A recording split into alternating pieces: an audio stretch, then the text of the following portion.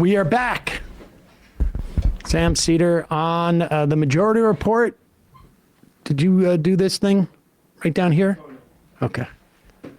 Why don't you read a couple IMs? Can you read the IMs? We will see. Oh, my goodness. It makes it trickier.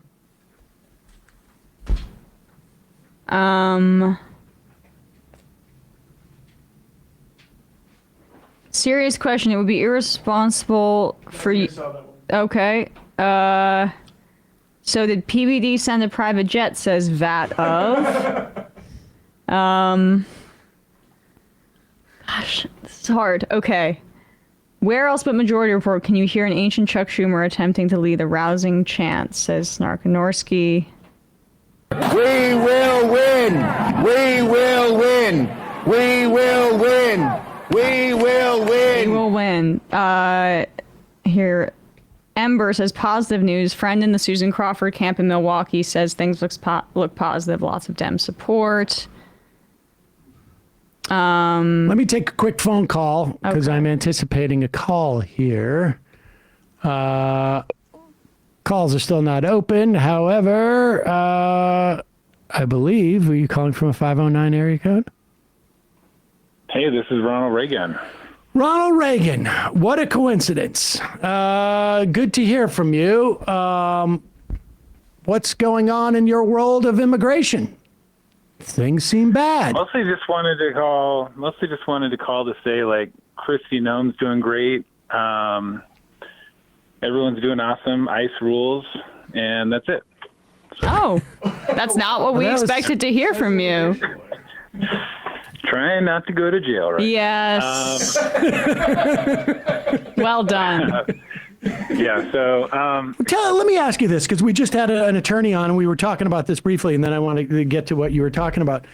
How much concern is there within the immigration lawyer, immigration attorney community? Is there? I mean, I know you are not the only immigration attorney I know.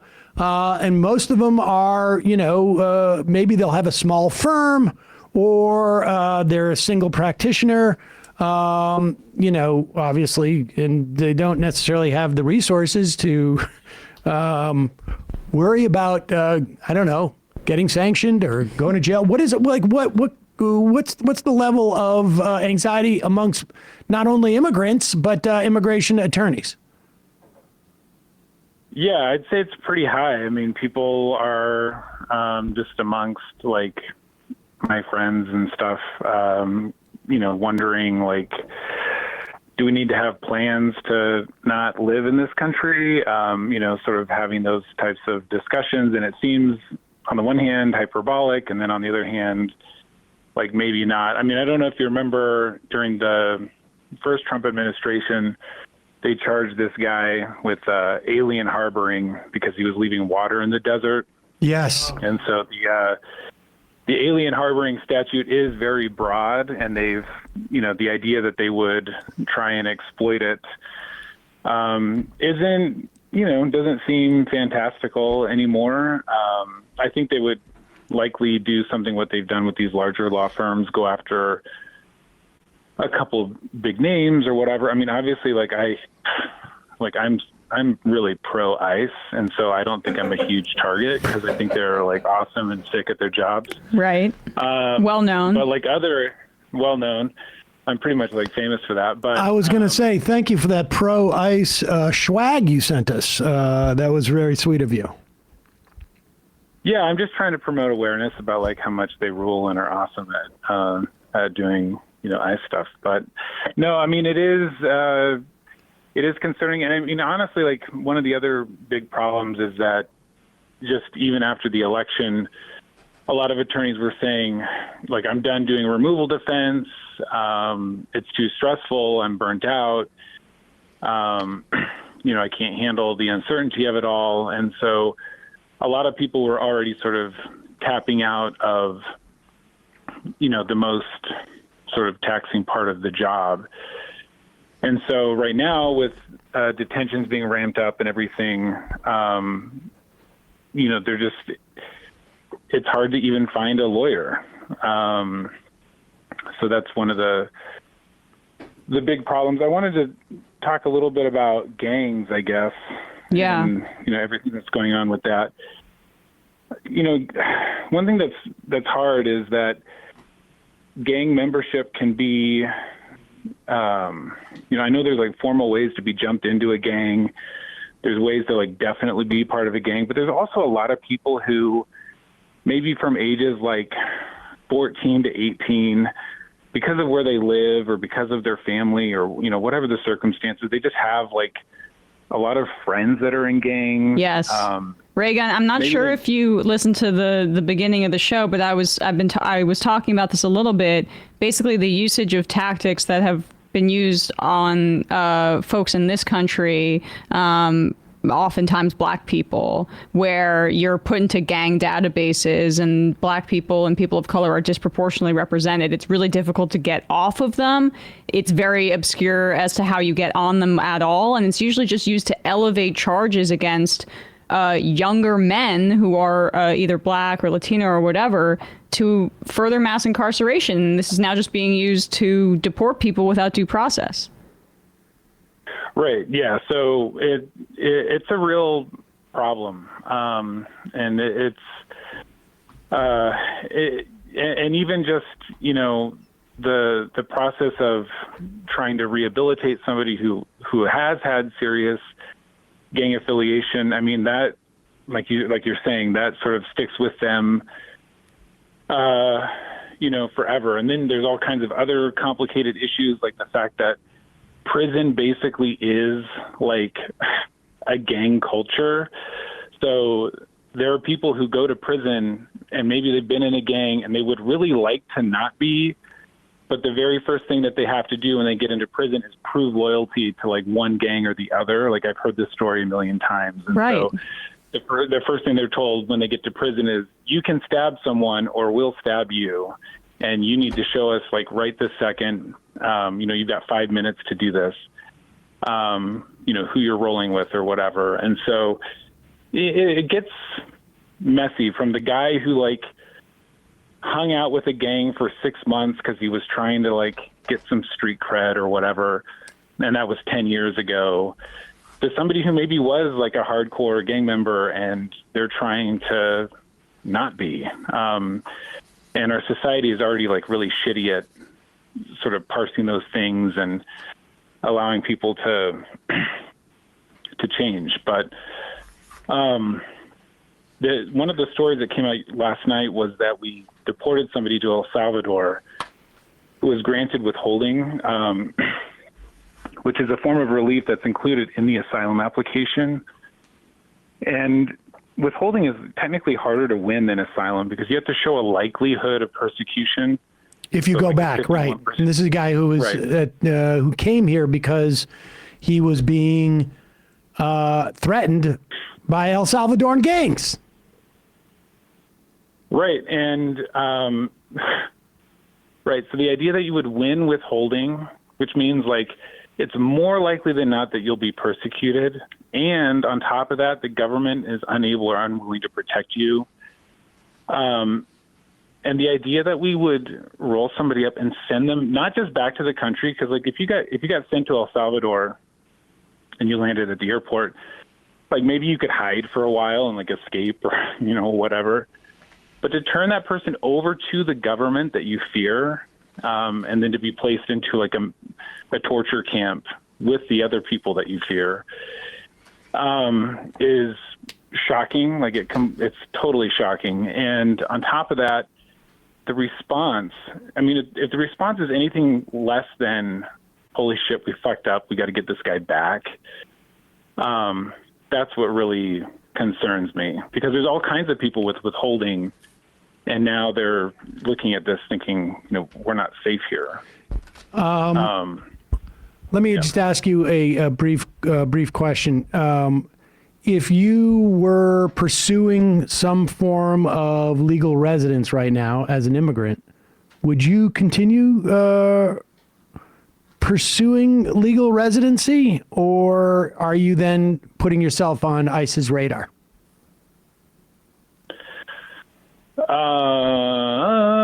It's kind of a complicated question, but I think like if you have a form of relief available to you, then you should be pursuing it for sure. The alternative is doing nothing and like Waiting. The idea that like you're not on their radar already, I think is usually a delusion. They know where most people are, and the people who think they're hiding usually have given their information to the government in like 10 other ways. But it also depends. I mean, there's some ways you can legalize that are maybe risky, or the argument's, a little bit of a stretch, and those are going to be individualized determinations. But I wanted to say one last thing about ICE, and sorry for taking so much time, but some people are looking at this like they're malicious, and I think they are, but from my experience, and I don't know that this matters, it's like a distinction without a difference, but I think they're malicious in that they don't care about how sloppy and bad they are at their job. From what I've seen, a lot of ICE agents don't know the law that well. They don't take notes. They don't record what they're doing. So we've had, these are like anecdotes, but somebody who was doing check-ins with ICE, and they were granted a visa, so they were allowed to be here. And I called the office. I mailed copies of the approval. The client went in with their work permit, which shows they have a visa, and the officer was like, "That's not a visa, that's just a work permit." Well, it's proof that they were granted a visa, but they don't know the law. And they kept being told they had to continue checking in. So finally I went in person, and I was like, this is the fourth time I've had to bring these documents to you guys. And the officer pulled up the notes. There were no notes. And so, there's all kinds of critiques of like policing, obviously. We don't have to get into that. But if a cop is like fucking with his breathalyzer, like every case he's ever done gets thrown out. Like there's consequences. He can be dragged before the court, forced to testify under oath. And like, I know they lie and we can get whatever, but there are like real consequences. And for ICE, there's just nothing. Like they don't have to record what they're doing. Even the data sharing within the agency is super shitty. So like you can have a case granted in court. There's an ICE attorney sitting there in court who knows about the withholding. And the local ICE office that does the enforcement, the door kicking and all that shit, they might have no idea. Right. Because the attorney in court hasn't left a note. But also, Raygun, like these ICE prosecutors seem to be complicit in this too. Did you read that Texas Observer story from a few weeks ago about how this Dallas ICE prosecutor literally is behind a white supremacist account on Twitter? It seems like the entire system it feeds it's a cycle of just like everybody accepting a complete violation of rights, from the prosecutor to the agents to now the administration and probably even the judges in many of these instances. Well, I love the judges. I forgot. Yes, sorry. But just two examples real quick from Seattle, because I work in the Pacific Northwest. There was an ICE prosecutor named Jonathan Love. You can look this up. He got convicted because he went to court. It was like a regular guy. It wasn't like a pedophile he was trying to put away. Not that that would be justified, but like a regular guy trying to apply for release so he could stay in the country with his family. And this guy forged a document saying, oh, no, he's been deported at the border, 8 years ago. So he's ineligible. He's ineligible for relief. It went up on appeal, and finally, like a third attorney reviewed this case and said, hey, this is a DHS document, the removal order, from before DHS existed. So this is clearly a forgery. And sure enough, it was a forgery, and the guy, went to jail, lost his job. But they never did an audit of his work. They never went back to say, like, You don't think it's likely that was the one time he decided to do it? He was highly motivated in that one case, and he decided to forge that thing? well, yeah, trust me. I've had clients try and say that in court that their DUI was the first time they ever drove under the influence, and the judges will immediately roll their eyes and deny their case. Right. Because they're clearly lying. Of course it wasn't the first time, but for Jonathan Love, that was enough. And then, last example, and then I'll go, but the chief counsel, the head of the ICE attorneys, this is a few years later, went to jail for 4 years because he was stealing immigrant identities, making fake documents in their name, and taking out credit cards and, opening bank accounts and all this shit in the names of the immigrants he was deporting. He was ordered to pay $190,000 in restitution. And same thing, it got totally swept under the rug. Like, he went to jail, they did their little thing, but no, further investigation or anything like that. So, yeah, I mean, it's just rotten to the core, the whole thing. Other than the ones that, I work with, they're awesome. Right. But all the people in the Pacific Northwest are great, but it's the rest of the country. Yeah. Ronald Raygun, thanks. Appreciate the call. We're going to clip this and get it out there. Appreciate it. On that note, this isn't on the sound sheet, but Jessica Burbank of Drop Site News and Jess and John pod with John Russell did a Kristi Noem impression, and let's just play a little bit of this. If you can get ready to cut to this. Oh my God. She already looks Jessica disturbing. did. I haven't seen this, but she did her makeup exactly right. Well done. There are consequences for being illegal. This is one of the tools in our toolkit that we will use when terrorists come here. Don't come here, but when terrorists come here illegally. Hey, are you sure you want to say terrorist? They had tattoos. Okay, let's go again. But no, that if you come here illegally, you could end up in one of these facilities. Okay, if you don't want to end up here, try not being so Mexican. Ma'am, this is El Salvador. I know, not Mexico. Hang on, Jeff.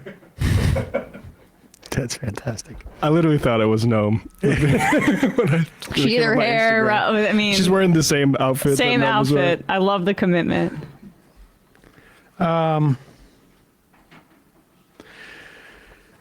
Obviously, if you are listening to us and you're in Wisconsin and you have not voted for Crawford in this Supreme Court race,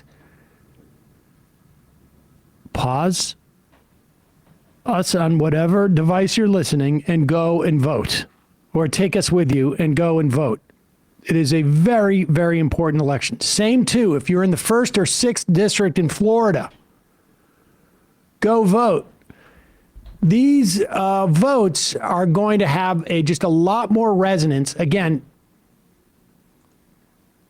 we need every sort of tool in the toolkit, as it were, to slow the roll of the Trump administration.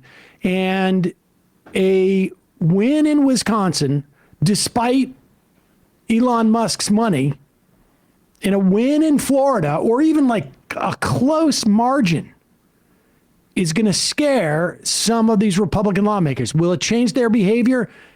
Probably not. But it's going to get closer to changing their behavior. It may mean all they need Trump to fall in favorability is a point or two less than they would have otherwise. Maybe consumer confidence will shake them. I mean, all of these things. And right now, Elon Musk has been camping out in Wisconsin. On Sunday, there's another clip. He's out in front of the big patent flag that he has from that movie Patent. I don't know why he does that, but it makes him seem like he... I'm an American. Really American. Can't you tell if you have it on mute? They have been out and out lying about Social Security. They want to cut Social Security. They know they can't unless they pretend there's huge amounts of fraud and waste in it. We already know the facts on this. The facts are that 1% of payments have been found to be what they call inappropriate payments. 2/3 of those payments are clawed back over the course of the year. 1/3 probably lost to fraud. It is a tiny amount. There's probably more fraud in the money they spent on this production in Wisconsin. I would have bet you there's more fraud and waste in just putting on that show that they do there. There's certainly fraud, and here is some of the fraud right now. They are lying about Social Security numbers. They're pretending they're talking about undocumented immigrants. They are talking about people with legal status in this country.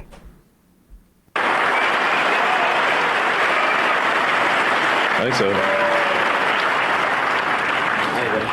so. Does it work? I can give you mine.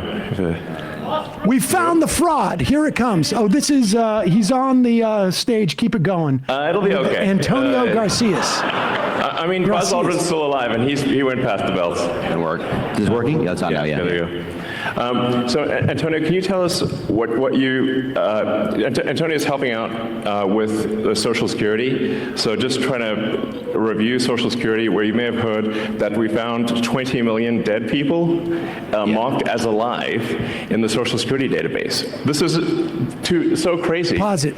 And then... We've already debunked this. This is completely a fabrication. It is a lie. They're not marked alive. No. How did you find those 20? Where did you find those 20? Or did you just say like, oh, they're 150 years old. They're obviously not alive. These are not people, incidentally, who get payments. There's just like no reason to go and pull them out and expend resources on that. And the 150-year-old thing that they keep returning to is Elon being just lying. He's lying to the public because he has some familiarity with coding. He's not the greatest, but he has some familiarity. And COBOL, when there is an incomplete data and missing with the year that is in the input, they put that set year, which they makes default to like 1875 or something. They default to that year, which he's now claiming is instances of people receiving fraudulent Social Security checks, even though that's quite obviously not what the data system says. So that's why he's very careful to say there's 20 million dead people in the system, but he doesn't claim they're getting payments. So he knows he's lying. Yeah. But he continues on. So crazy. And then you'll notice there's a strange trend here where how many Social Security numbers were issued. Okay. All right. Now, they're going to show that there were more Social Security numbers issued in 2024 than in 2021 when we weren't letting legal residents into the country, when nobody was traveling into the country because of, what was that? COVID. Global pandemic. Remember that? Yeah. You may have heard that we found 20 million dead people marked as alive in the Social Security database. This is so crazy. And then you'll notice there's a strange trend here where how many Social Security numbers were issued. Do you want to? Yeah. So let me tell you what happened here. We started at the top of the system. You want to talk about a lot of maybe? We started at the top of the system, mapping the whole system of Social Security to understand where all the fraud was. And there's a lot of great people there that showed us really a lot of waste. And so that came up with a big list of stuff they're working on. You've heard some of that already. But this is what jumped out at us. When we saw these numbers, we were like, what is this?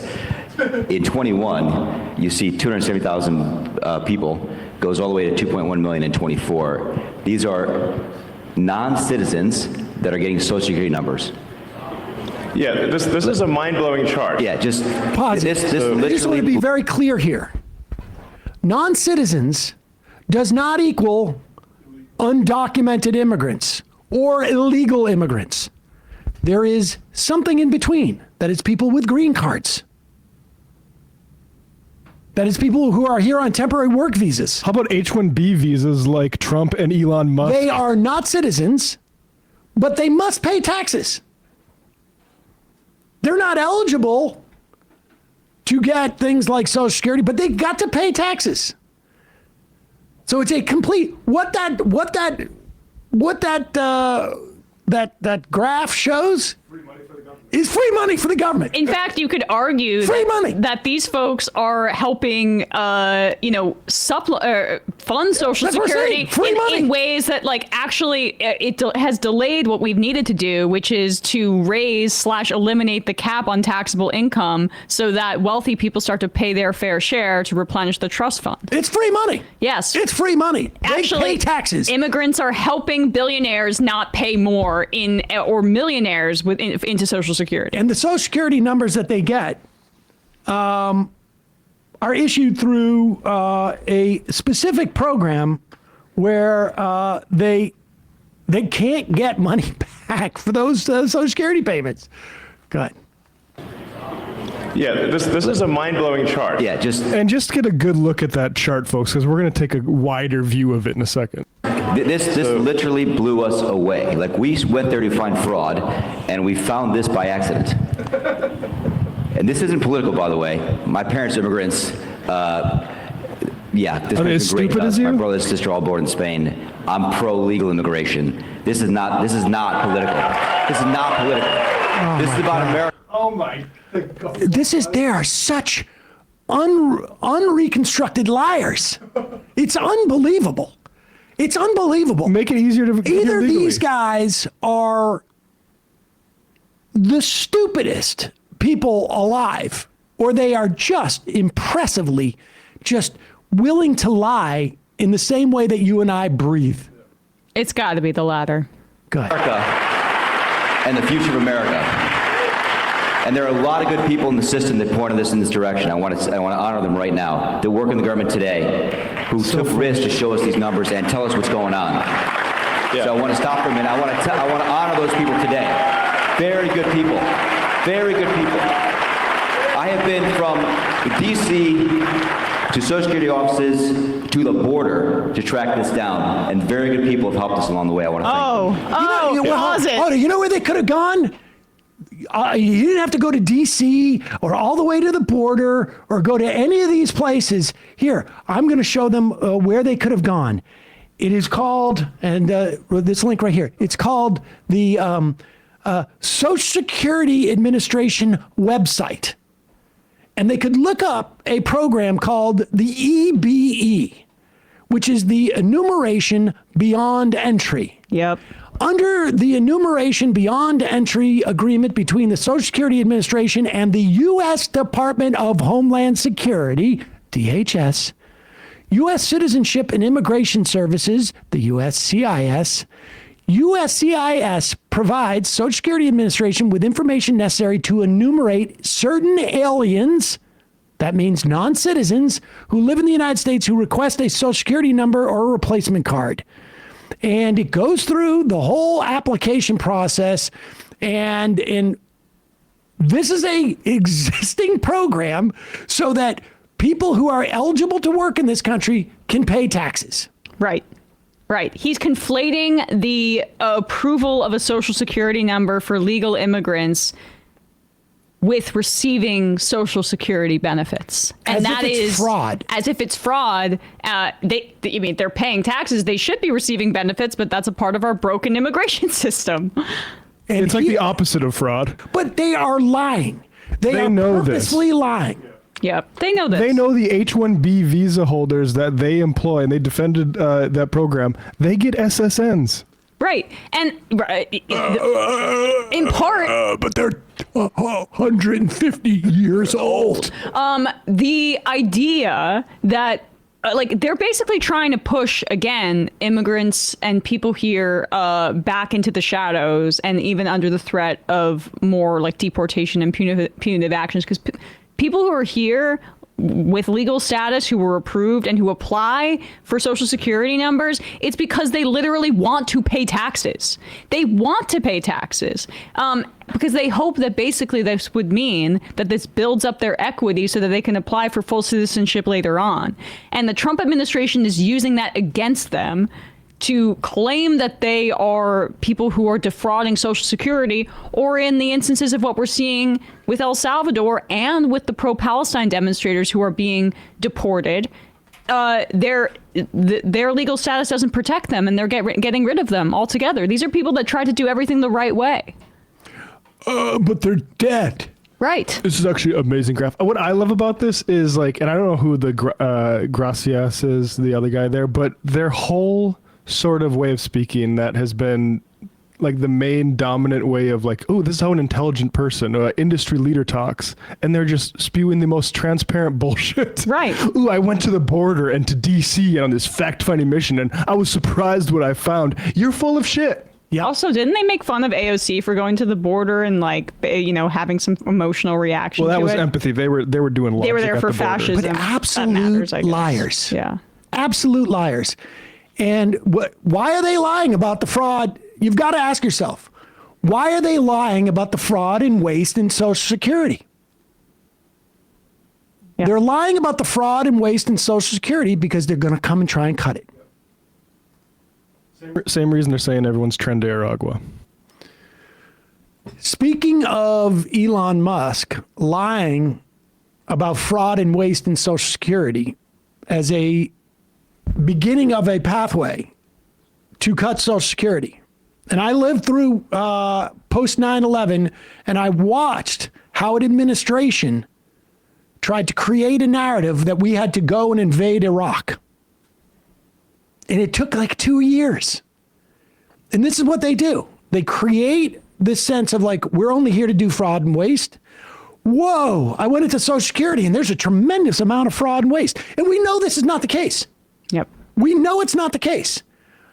But they're going to come up with lie after lie after lie because ultimately their agenda is to cut Social Security. And they have the exact same agenda with Medicare. Yep. Because Social Security and Medicare, it's essentially like outside of our military, it is what the government does. It provides things like food assistance and helps with education and funds libraries and whatnot, although increasingly less because the Trump administration is cutting all these services. Make sure you have healthy food and clean air, et cetera, et cetera. But largely, it's Social Security and Medicare. And so the Republicans have been coming after this since the day each one of those programs started. Yep. You can look at the 1936 platform of the Republican Party, cut Social Security, get rid of it within the first year. Because they said this is socialism. We don't want it. Medicare came after Medicare immediately. Yep. Here is Senator John Cassidy. Bill Cassidy. Bill Cassidy, sorry. I'm thinking of Kennedy. And Cassidy is a doctor, isn't he a doctor? Yeah. He's the one who pretended like he was concerned about RFK. Bobby Kennedy essentially, letting measles run rampant across the country. Oh, but he bowed his little head, a good little head too. And voted to confirm him. Well, I think in psychological parlance, you call this a Freudian slip. Yes. But I mean, let's be honest. Like, why do the dance when you can just be honest about it? Well, he's an old school Republican. He thinks of himself more highly. Taxpayer lots of money. Let's bring that approach not to just what DOGE is doing, discretionary spending, but let's look at Medicare.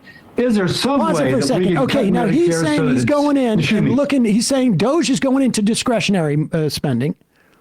That is, every year when there's a budget, Congress decides how much money are we going to give to people who are hungry, or how much money are we going to give to schools that need support, or FDA, FCC, FAA. I mean, on and on and on.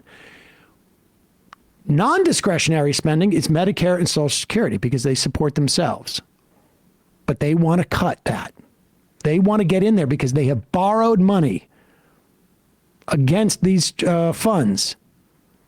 And they don't want to pay it back. They want to give it away in tax cuts to rich people. They do not like that as a part of mandatory spending, Social Security and Medicare are funded via the payroll tax and statutorily cannot be touched. So this entire project is like, they don't want to just be able to cut from discretionary. They want to be able to tap into that protected lockbox, as John Kerry said. I think it was Kerry. Al Gore. Al Gore, sorry. bring that approach not to just what Doge is doing, discretionary spending, but let's look at Medicare. Is there some way that we can cut Medicare so that reform Medicare so that benefits stay the same, but that it's less expensive, more? Is there some way that we can cut Medicare so that benefits stay the same and we save money? Well, there is. It's on the provider side, but the best way to do that is to expand Medicare to everybody. If you're looking for efficiency, the most efficient thing that we can do with Medicare and healthcare in this country, and you can go and check out the Mercatus think tank, which is a libertarian think tank.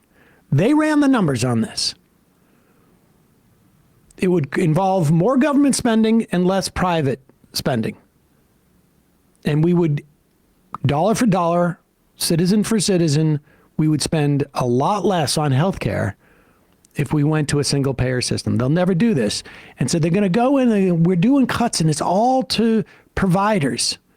But there's two ways you can cut with providers. One is you can say, we're putting a cap on how much this is going to cost. Or the other is you can say, like, we're no longer allowing you to get this procedure under Medicare, and you're going to have to get Medicare Advantage and privatize it. Oh, yeah. Yeah. That's the way they'll offload it. Well, They'll force you into private health insurance. or they just do future cuts where isn't that what the coded language is that they don't want this necessarily the current senior population to feel the cuts, but that there's going to have to be something that's done about future generations so that they can make it's delayed release. Yep. Want to watch him smile again after he realizes what he said? Can we play the whole slip again? It was pretty brazen. Get Medicare. Is there some way that we can cut Medicare so that reform Medicare so that benefits stay the same, but that it's less expensive, more efficient? Reform. I would say that there is, and that's where our opportunity lies. So you agree with all of those tax cuts and tax plans, and you think it can all be paid for just with efficiency that we find in other areas of the government? Are you I would say I agree with them all. If we're going to extend present policy as current baseline just to go into procedures, I want to pay for that. Figure out how to pay for it. It's really good to make things permanent, but you got to be able to live within your means. And so There was I'm an all idea about of, oh, sorry, go ahead, sir. that. Because live within your They never means? tell their donors that. Yeah. No. Should Elon Musk live within his means? Jesus Christ. Can that follow-up just be like, hey, what did you just say?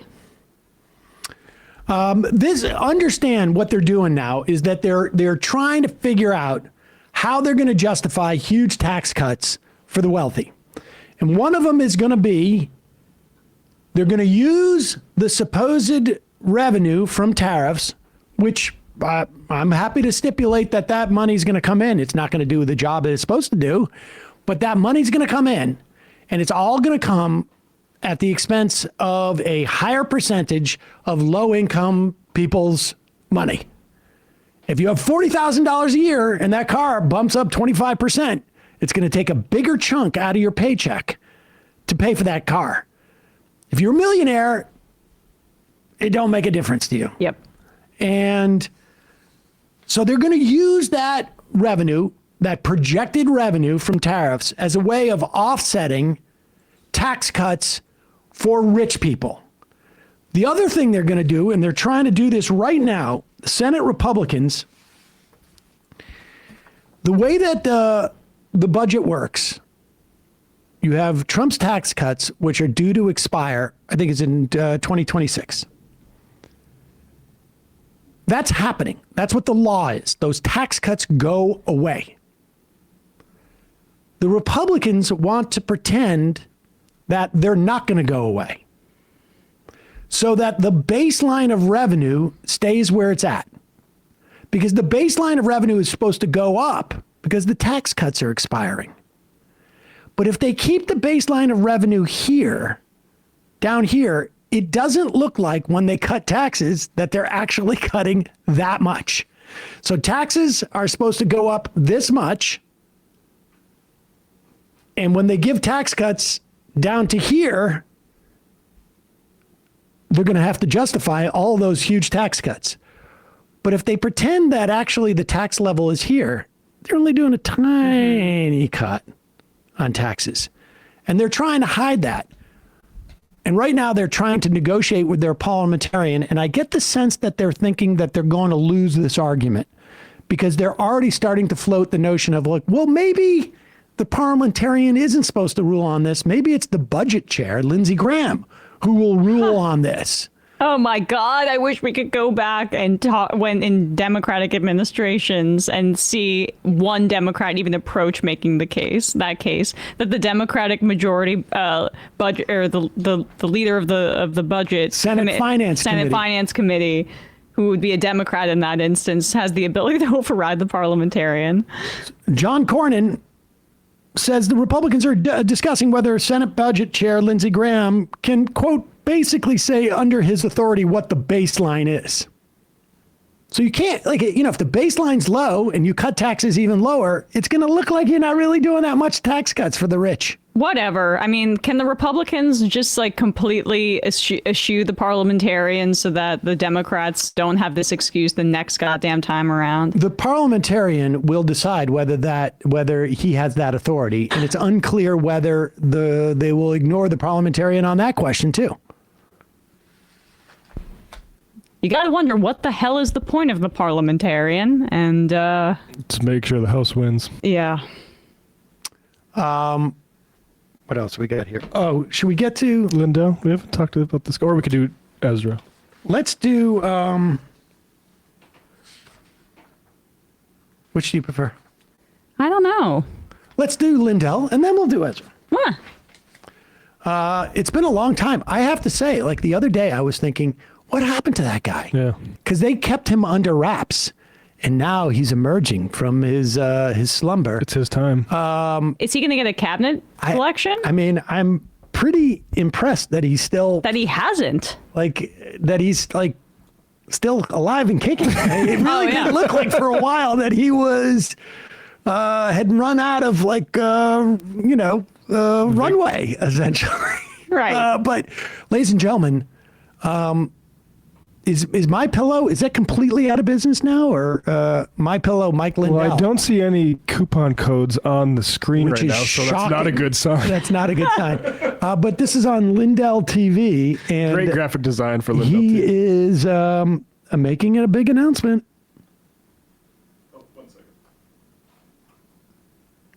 Of the state of Minnesota, because right now we have a voice that could be big enough where when I do my due diligence and we're going to do polling, we're going to get a couple different polls to be taken. We're going to be you do all kinds of due diligence. I'm just checking into all this now, but they're saying, well, why would you consider it now and you didn't consider Pause it then? it for 1 second. We should say he starts us off by saying that he is considering a run for governor against in Tim Minnesota. Walz. But I love this, how, like, first of all, I love how the lunatics who are on the camera with him are all nodding like, yeah, of course. Duh. I'm sure the polling's going to be massive. I'm sure the polling's going to be through the roof for this guy.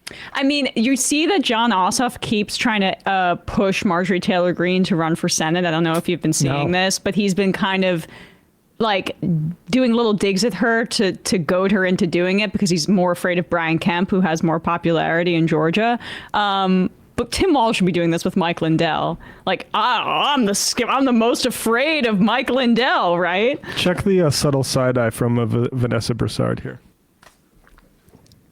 Diligence. I'm just checking into all this now, but they're saying, well, why would you consider it now and you didn't consider it then? Because we got our voice back, and all the lies that Waltz is putting out we will see through them. It won't just be me saying it, or we're saying it on Lindell TV. The whole world will be screaming it. That these lies will be uncovered. And what are they going to do? Well, Mike Lindell, he was a crack addict. Yeah. What else you got? Hold on, pause it for a second. Pause it. Emma, I got to ask you. This is a little off topic. Was this what it was like when Cenk said he was running? Like, did you have to go on camera and be like, No, this is a great idea. Well, the congressional run, I was not opposed to that. The presidential run might be close to Mike Lindell's level of delusion here. What are you going to do? You know, go, well, Mike Lindell, you know he was a crack addict. Yeah.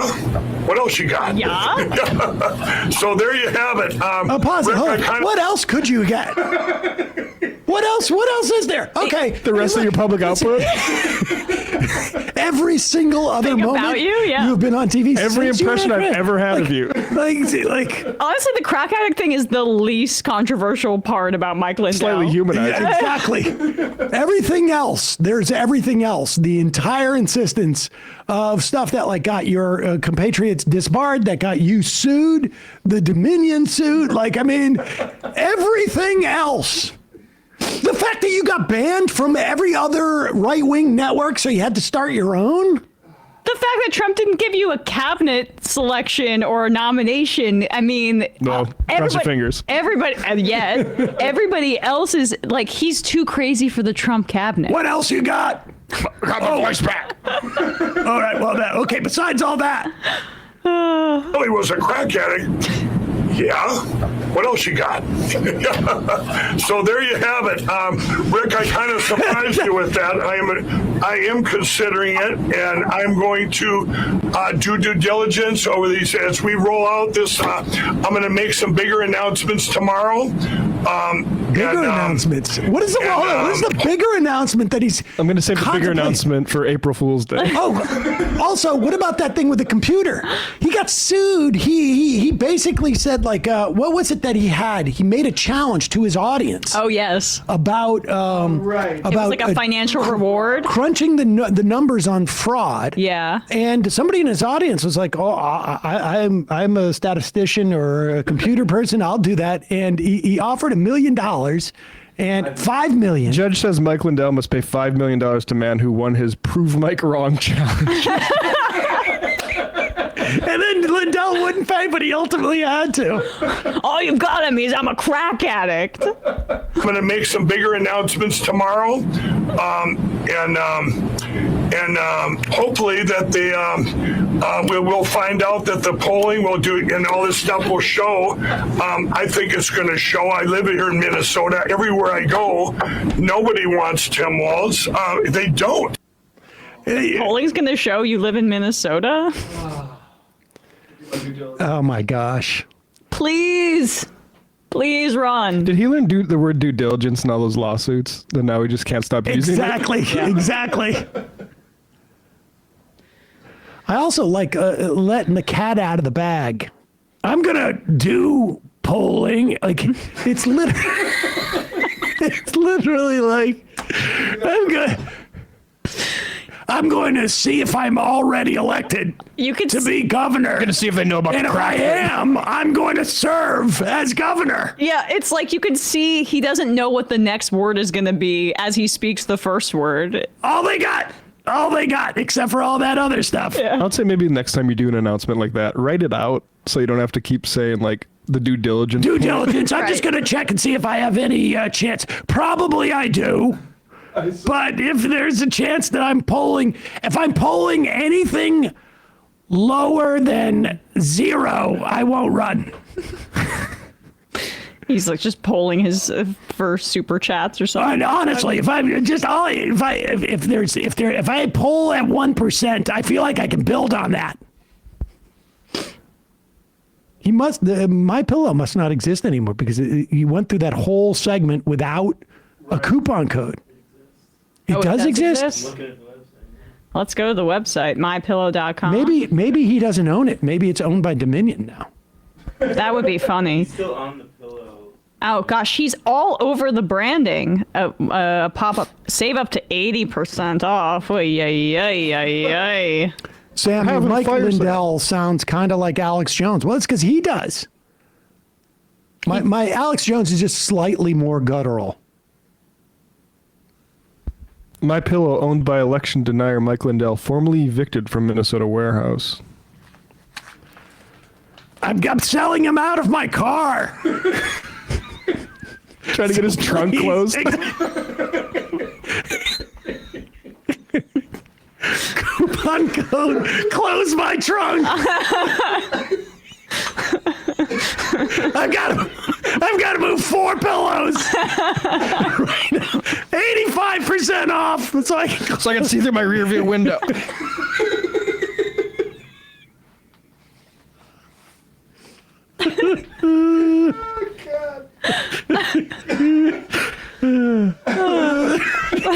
Yes. Thank God I got a Bronco. Oh my God.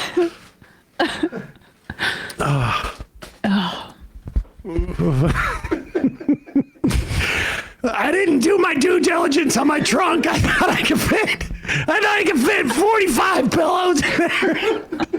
Only turns out I can fit 38. Gonna pull off to this rest stop, try to sell some quick. This is one of the scams. I'm also like, they say the trunk was 32 cubic feet and it's not. Oh gosh. Oh God, Michael Lindell, please run. I know. Please. Please. I beg you. Actually, you know what? I honestly feel like enough people emailed Mike Lindell to run. Yes, actually. Honestly, I was going to do polling, but then I just got so many emails. I said, what are the chances? After you're done calling your senator to tell them to stop fascism or whatever, go call Mike Lindell. Literally, people should email. I have a message from God. He's selling crosses on his website too that said that you're the one to save our great state of Minnesota. Mike, God has told me that you can be our vessel going forward. People need to do that. We need it. I did that to Gary Busey. It was one of the most successful things I've ever done. And you know what? That, in terms of like analogous characters, they could totally work. Totally. Very They're similar. very similar people. Very similar in disposition. And I say that with all respect. Speaking of respect, I sort of feel bad for Ezra Klein. Because I think there was like this expectation that Harris is going to win the election. Yeah. And this was going to be part of like the big neoliberal pushback on the success that Sanders and Warren had in pushing their agenda into the Biden administration, which was greater labor strength, and a more robust antitrust regime that would undermine consolidated economic power, which of course also has translated into consolidated political power. And the way that I think, and I don't know that Ezra Klein was the, I don't think he was the mastermind behind this. I think it was obviously, it's like you can go back and you can look at it. It was like the Nicholson Institute and Cato, I think was a little bit there. I mean, it's like the third way, neoliberal in the most specific way. The idea that the market will provide solutions for society if government is not in the way. And this is an ideology that was, has been prominent for 40 years in this country. And then Harris doesn't win. And then, like, Klein in many instances, he hasn't engaged in sort of the politics in the same way that he had for years before. But his whole brand was to be to provide analysis that was divorced of ideology and not influenced by political pressure. Right. And that shtick worked for a while until people started becoming aware, and people became more aware, and frankly, the terrain changed where people started to understand, like, that supposed absence of ideology isn't in of itself an ideology. It's not possible when you're talking about politics. Well, also the idea that any of this technical, that supposed policy stuff is divorced from politics is also silly. But like, he has an ideology because he's not necessarily going in the way. And then there's also this question of like, there's not many generalists like Klein. Like, he cut his teeth by becoming like the generalist expert at healthcare. That was what his big thing was in the run up to the ACA stuff. And it's like, look, I know a lot about Social Security, but if I'm sitting next to someone who's worked on Social Security policy, they know more. But nobody's going to listen to that guy. That guy doesn't have a show. Right. That guy's not an op-ed columnist.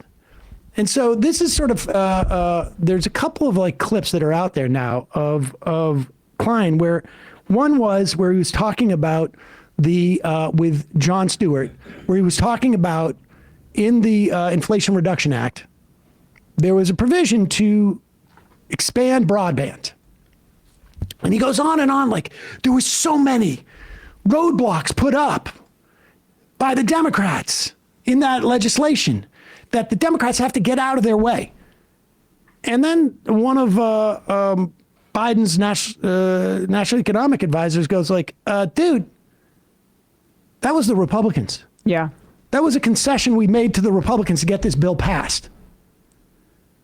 Like, there's concurrent reporting that show that was what the ask was.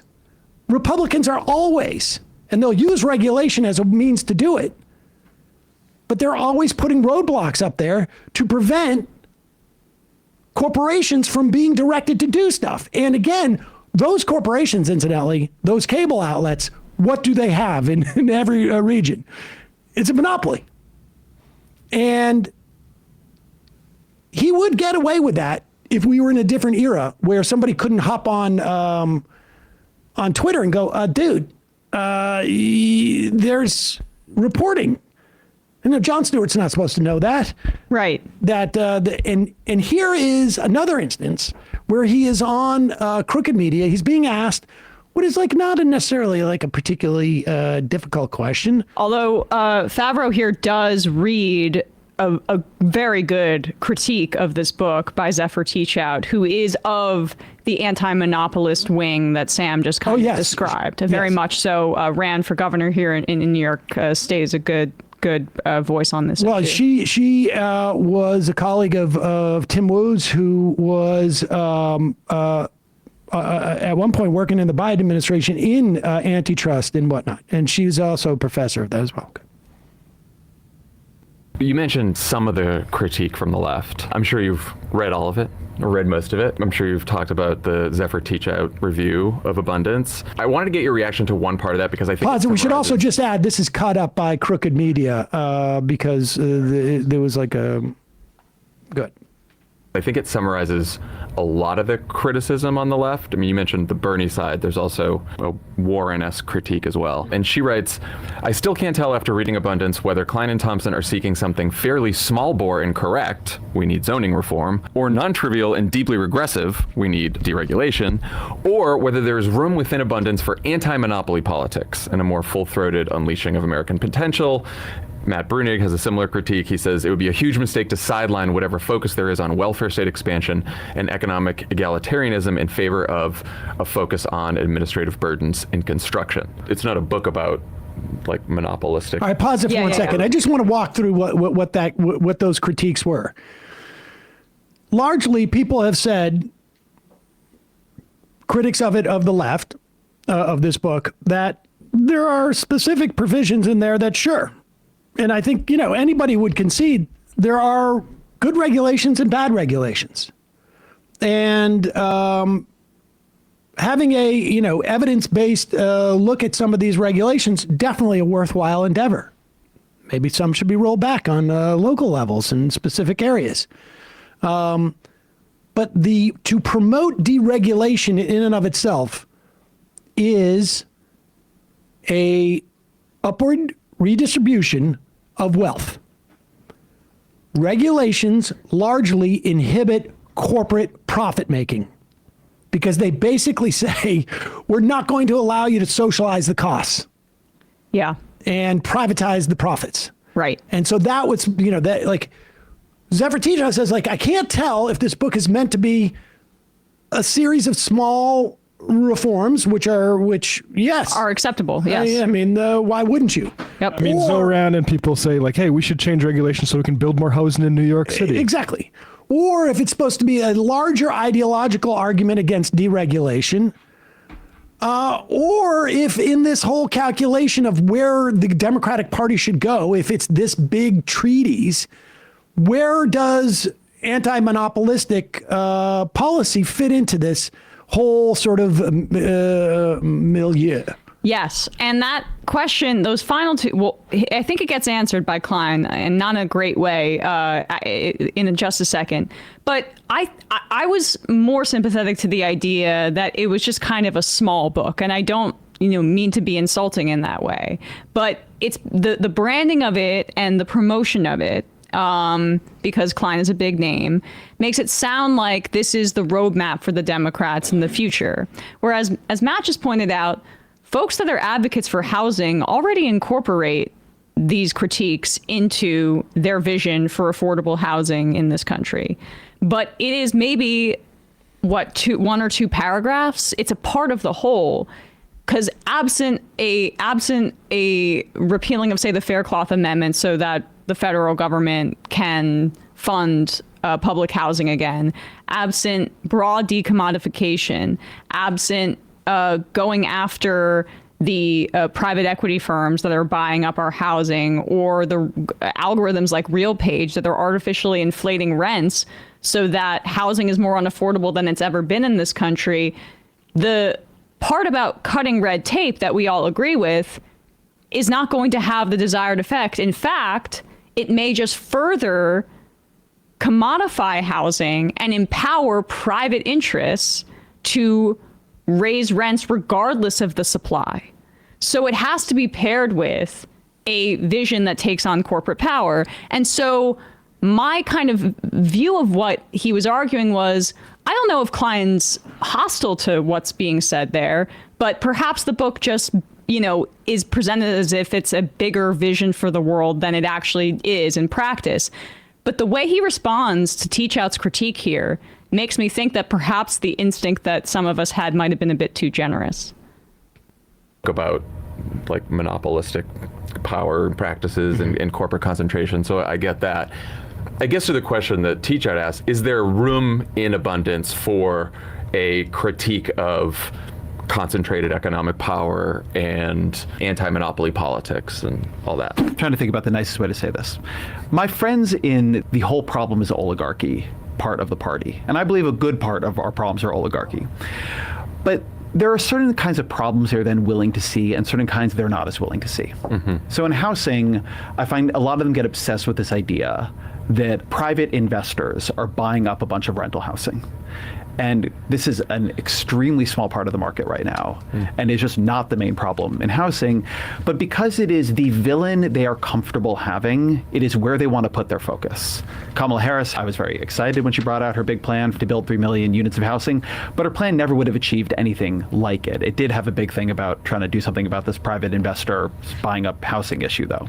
So you can really get, I think, taken off the track. A thing I found really interesting in Zephyr's review was that, is it something good and small like zoning reform? And try doing zoning reform if you think it's small, right? Or something bad like deregulation. Okay, interesting, right? Yeah. Deregulation is a word that I think shuts liberals down a bit. And it shouldn't. A lot of what we're pointing out in the book is that the player that is often most regulated is not the market, it's the government itself. If you want to understand why the government can't build public housing effectively, I mean, in many ways, the federal government building public housing is now functionally illegal. It's been regulated out of possibility. If you want to know why we didn't build California high-speed rail, if you want to know why it's so expensive to build affordable housing in a lot of liberal jurisdictions when you trigger public money, it is because of the regulations we put on government. Okay, here's the point. Who's the we? He says that the oligarchy is not the problem. And what is an oligarchy? An oligarchy is people who have amassed so much economic wealth that we go from a plutonomy to a plutocracy. Right. And he says, we put so much of a burden on the government that on itself that the government can't do things for the public good. Who is the we? Yep. Because when we say, does he mean like 90% of the people out there? Or does he mean the we being the people who send the lobbyists, who have the money, who buy the elections, who buy the legislature, who provide all of the roadblocks to doing what supposedly we are trying to do? I mean, this is the fundamental flaw in his thinking, is that he thinks there is some sort of like entity that is static, that there is no such thing as power dynamics, that he has no sense of power. And this is what has always been absence of his politics. And the reason why you don't recognize power from his position is because you're not on the losing end of it in his politics. The horse knows the rider more than the rider knows the horse. And when he's talking about the regulations, we, as you say, who is the we that we put on government? I'm not necessarily sure what he means by that. I would have to read more of his book to figure that out. But it seems like he's ignoring the fact that oftentimes this red tape and the lag in delivering for people, it seems like a bit kind of reheated deliverance arguments for the Biden administration from 2020, by the way. The reason that government doesn't deliver for people is because of the regulations we put on government. Or could it be the fact that, unfortunately, we have legalized campaign finance, almost bribery in this country, where there's an influx of corporate money. And on the local level in particular, the yield for corporate interests is higher because they can get more for their money, basically.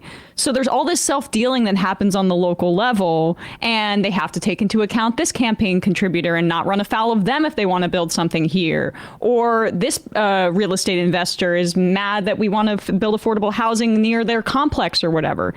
That's the issue. That's the issue with stuff not being delivered quickly enough. And he seems to ignore that. Well, that's the whole point. He doesn't even seem to be aware of it, because even in that question, if he had an awareness of it, he would stop and say, he wouldn't say we. Because it's like, who is the we? Yeah. Like, are we preventing more public transportation? Minneapolis literally did zoning reform. Right. It's a progressive government. The other thing is like this is all a sort of a larger problem of like, how do we get back to building things in America? And it is so insane to me that we are having this concept without reference to, say, the country that's actually building things, which is China. Like, they greenlit flying taxis the other day. They definitely don't have a shortage of housing and things like that. It's not because they're letting the capitalists, bequeath abundance to them. They are controlling their activity strictly and channeling it towards social ends. Our infrastructure is falling apart, although, the Biden administration did make some good investments in that, but it's not as efficient as it could be because these are subsidies oftentimes for private contractors. And that is where we see, because under capitalism, these guys have to get rich, where we see some of the lack of efficiency and the frustration that he's describing there. And I also just don't understand, when he talks, he mentions there that You mentioned some kind of, I forget his exact phrasing, but when he mentions that it's kind of illegal for the government to build public housing, shouldn't be. But why is that the case? That's that regulation by the capitalists. He never. That's the whole point. It's like, it's not like, it's as if it's just sort of like dropped out of the heavens, and we need to be very cautious about this. No, that's not the way legislation is formed. And right. That's what the very bizarre thing about it. He is standing as if the we is not like an amorphous thing that at different waxes and wanes at different points. Yeah, it's this annoying kind of habit that I think this Yes, this is exactly the good point. But it's this annoying habit of gesturing towards what the left is saying or what critics are saying without addressing it at all. Well, yes. But what it ultimately is a critique of government. By saying that we can't, government just can't do this. Yeah. it is there as if there is something structurally wrong with government, as opposed to there's something structurally wrong with our society. And that being that money is is hampering government's ability to do it, because when government does something, it cuts into private money's profit. Yep. They don't want public transportation. And that they, in that instance, is the fossil fuel industry. Or Uber. Or Elon Musk with his Hyperloop. And self-driving promises. You can put that in. I mean, that's the dynamic. That's why the people who are obsessed with oligarchy, it is because it fundamentally, almost definitionally, the existence of an oligarchy undermines the capacity of government to do things that benefit the vast majority of people. That is definitionally the problem with an oligarchy. Not that I hate that guy because look at the way he dresses, or, like they have so much money, or just like pure. He reduces the issue with oligarchs and with concentrated wealth to an aesthetic. Right.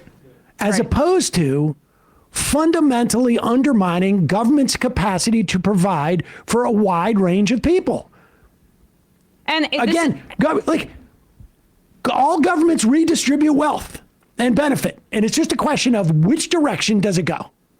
And yeah, I mean, it's a bit of a theme to respond to your critics that are obsessed with the oligarchy, as he derisively says, while not addressing the problems that oligarchy present to the very part of his book that is being criticized, or the very central thesis to his book. And again, if this was something that was marketed as, hey, these are some friendly tips that local governments can engage in to further along helping their constituents, I don't think the reaction would be what it is. But the fact that it's abundance, and it's on every liberal podcast here, and this is about the vision for the Democratic Party, and you have Josh Shapiro saying, I'm all aboard the abundance agenda train. It is a really bad time to be making this argument. Well, also, and it's a really bad time to be making the argument that government is the problem, especially as we have that government is the problem, and also maybe we shouldn't be too focused on the oligarchy, as we have a billionaire oligarch who is destroying our government right now. And so, to the point of, I kind of feel bad for him. It is poorly timed. I was being facetious. I know, but that was my first instinct. That was my first instinct, right? Because I wanted to be fair to it. But when I heard how defensive he got about Zephyr Teachout's accurate critique of the book, okay, so we're just reheating neoliberalism again. We should be extremely angry as a society with the people who have been charged with the economic priorities of this country, which is who Ezra and Derek Thompson are defending with this book, saying we just need to let them cook. Actually, we're behind everywhere. We're behind on green energy. We're behind on personal vehicles. We're behind on, healthcare. We're behind on all of this stuff. And the idea that it's just we need to let the financiers and capitalists decide how to do it. We're back where we were in the New Deal, where we realized actually we need the government to build this stuff, because these people don't actually know how to unleash the productive capacity of this country. Yeah. Well, they know how to unleash the productive capacity, their own productive capacity. The theory has always been pursue your self-interest and it'll be best for society. And the fact is, no, what happens more often than not, and we can see this in the concentration of wealth, is in the pursuit of their own best interest, they necessarily inhibit other people from getting wealth. And they've all been banking on AI, and now China does that better than us, or at least cheaper than us too. Yeah, and honestly, it's a little bit frustrating to even have to have this conversation with somebody who is nominally on the liberal or the left side or the Democratic side. The numbers the numbers are clear about wealth concentration and how we are at extreme levels that is immiserating the rest of the population. You think that housing is inoculated from that? I mean, I would guess he would say that's too simplistic of an argument, and it's okay. It's a question. That's exactly what he's saying. Fine, but they talk about housing without talking about the 2008 financial crisis. So they're not deep here. The point is just that it's about what are we. emphasizing. We've said this before in the context of being in the news. You have a finite number of things that you can focus on a day-to-day basis. I mean, we're going to always have fun, whatever, for on our show, but what you choose to focus on is even more, I think, indicative of your ideology than what you say. And that's the problem with this book. I don't even care about the book as much as I do the movement. I mean, the fact of the matter is, I mean, the fact of the matter is, a guy with a New York op-ed.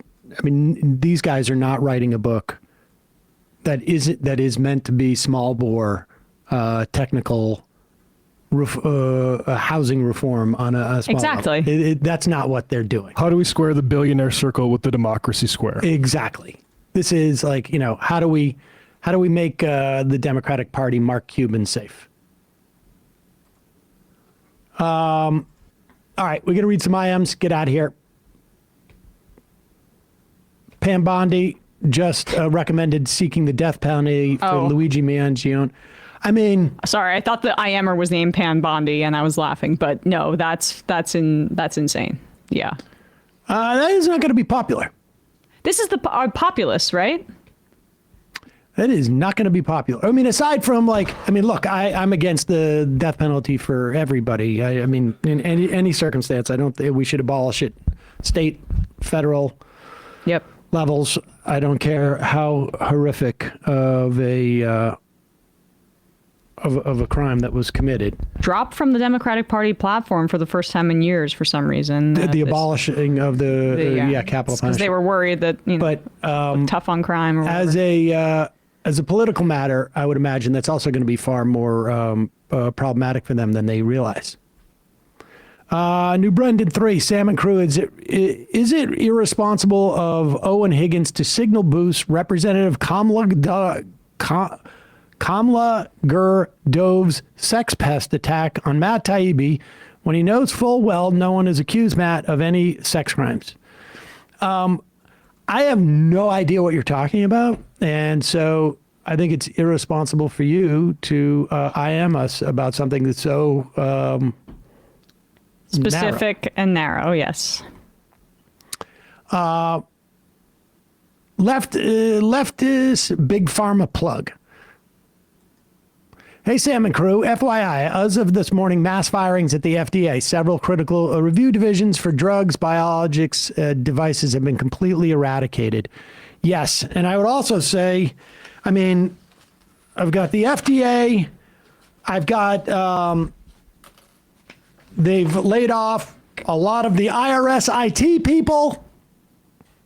It's April 1st, incidentally.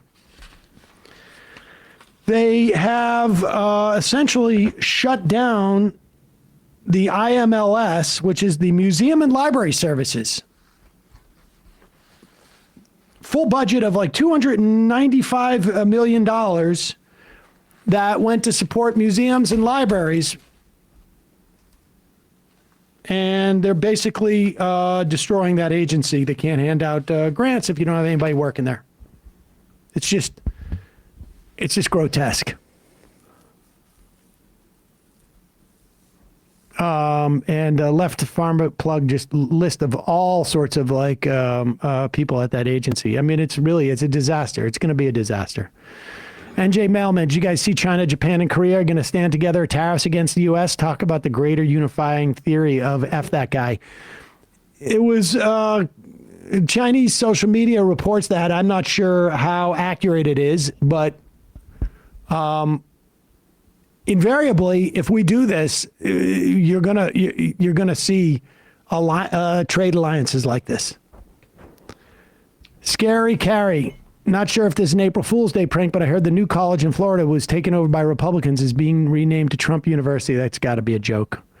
And Bonara, the George W. Bush administration could, with complete support by both parties, establish the standards that you are a terrorist if we say you are, and we can do anything we want forever. So now we're simply expanding this to anyone who's a terrorist or gang member. If we say you are, we can do whatever we want. Jazz Apple, on its question after I had a terrifying thought yesterday, is it remotely possible and legal for Trump to deputize Proud Boys, Oath Keepers, January 6ers to violently suppress protests? I don't know that they need to deputize these people. All they need to do is just tell their own people, don't do anything about it. I mean, what is Kyle Rittenhouse? Well, also check out What is footage Kyle Rittenhouse? from Blackout Lives Matter protests and how cops, there's been, I forget where it was, but even undercover stuff where you see, or it's take from their live streams of Proud Boys, like dapping up between cops and these groups. I mean, like they kind of have a handshake agreement. You don't see the police going after armed, vigilantes. When Kyle Rittenhouse went out there with the gun is running around, they basically just say like, okay, you guys are sort of on our side. Jerry S.K. Hole. Elon probably went through this program for Social Security when he immigrated. When did he immigrate? Because this was probably established with DHS, but maybe there was some type of program like it. Bingo dango. This is 100% purpose to tell immigrants you should leave too. We might make more mistakes. Yeah. Maryland mailman, since PBD's wall, this time Sam, sign. Oh, yeah. Oh, yes. Sign the wall this time. I'm going to bring that up. Special Edward, I think we should primary all Democrats, whether we like them or not. I am all in favor of primaries across the board. There's an argument that you don't want to expend resources in, there's not an unlimited amount of resources, but broadly speaking, I'm not against any primary. Dragon Rider, just bought a pillow from Mike and it's 1 kilogram of white powder. It's hard to sleep on. I stay awake constantly. All right, 2 more. Trump from the Eve. I have never seen Sam at such a loss of words in my entire life. Perhaps this is a sign from God that you're not meant to watch another Mike Lindell clip ever again. Verified ex-user, that guy on the right nodding the whole time was Mike rambling is making me feel insane. Ladies and gentlemen, we have someone to introduce. Oh. I mean, we'll do a proper one tomorrow. But, because doing it like a 2:43. It's not awkward, too, because I renounced my position at Lindell TV not that long ago. So it's better to wait. We poached him from Lindell TV. Russ? I don't know. You want to... Should we say your... Should we turn on your camera? Wait, you can put the camera on. I think there's a minute. There you are. Oh, there he is. That's a great shot. We got to maybe work on that camera. We don't have it up yet. That camera's not... Oh, there he is. Oh, there he is. Hello, Russ. There's Russ. Nice to be here. Thanks for having me. Happy to have you. Tell us a little bit about your background. Well, I was at Lindell TV for the last 2 or so years, and it got a little rough these last few months, so and you, I appreciate the opportunity. And then you had a brief stint setting up Tim Pool's skate park, weren't you? Like very good with bending plywood is my what I hear. I can't be held legally responsible for anything that happens at that skate park. Right. So I'd rather not comment on it. Not sure you know about the building code situation, right? All right. Well, but I'm glad to be here, and I'm going to work to try to bring some ideological diversity to the show, given my background. So I appreciate the opportunity. I appreciate it because it just means the left can finally start having conversations again. So. Exactly. We're willing to bring in a right winger. That's what it's all about. Mr. Melancholy. All right, final IM of the day. Should we worry about an upcoming depression? It seems like much money isn't being distributed because of these cuts, let alone the amount of people going to be unemployed. I mean, I think it seems reasonable to think that we might have a recession, but we'll see. Yep. Matt, Russ, finally I get to say that. It's been so difficult. Emma, great job today. Folks, we'll see you tomorrow.